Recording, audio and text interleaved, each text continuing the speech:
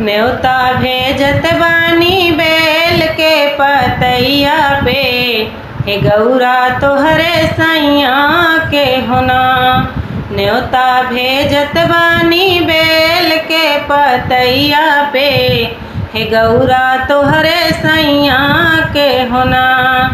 एक और लिख ली राम राम, दूसरा लिख ली घनश्याम।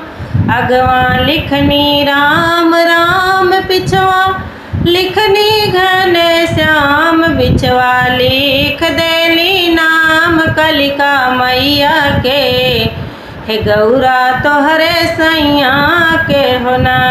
न्योता भेजत बानी बेल के पतैया पे, हे गौरा तोहरे सैया के होना।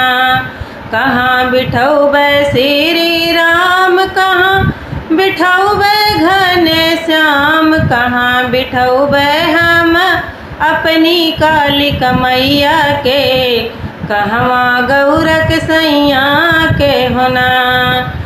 कहवा गौरक सैया के होना। मंदिर बिठौबे श्री राम, मंदिर बिठौबे घनश्याम। मंदिर बिठौबे श्री राम, मंदिर बिठौबे घनश्याम। निमिया की छैया बिठौबे अपनी कालिक मैया के, पर्वत गौरक सैया के होना। न्योता भेजत बानी बेल के पतैया पे, हे गौरा तोहरे सैया के होना। काऊ खियौबे श्री राम, काऊ खियौबे घनश्याम। काऊ खियौबे हम अपनी कालिक मैया के, काऊ हो गौरक सैया के होना। काऊ गौरक सैया के होना। माखन खियौबे घनश्याम, मिश्री खियौबे श्री राम। माखन खियौबे घनश्याम, मिश्री खियौबे श्री राम।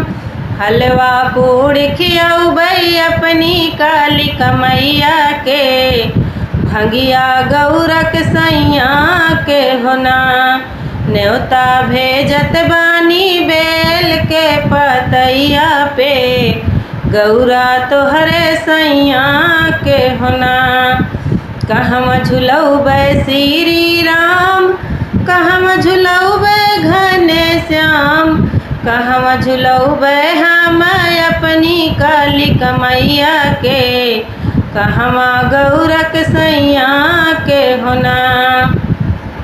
अमवा झुलौबे श्री राम, कदम झुलौबे घनश्याम।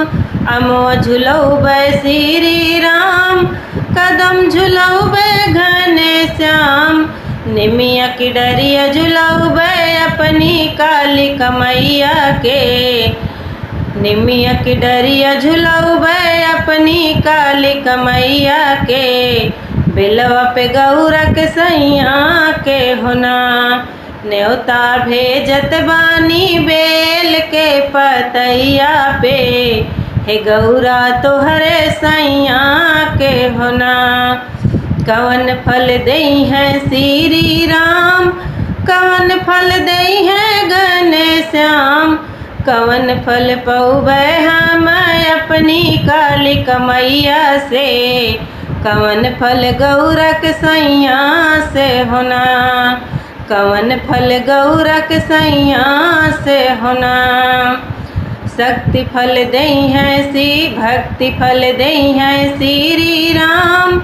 शक्ति फल दई है घनश्याम, शक्ति फल दई है घनश्याम। भक्ति फल दई है श्री राम। सजनवा मांग लेबै अपनी कालिक मैया से, ललना गौरक सैया से होना। सिंदूर फल मांग लेबै अपनी कालिक मैया से, ललना गौरक सैया से होना। न्योता भेजत बाटी बेल के पतैया पे, हे गौरा तोहरे सैया के हो नाम।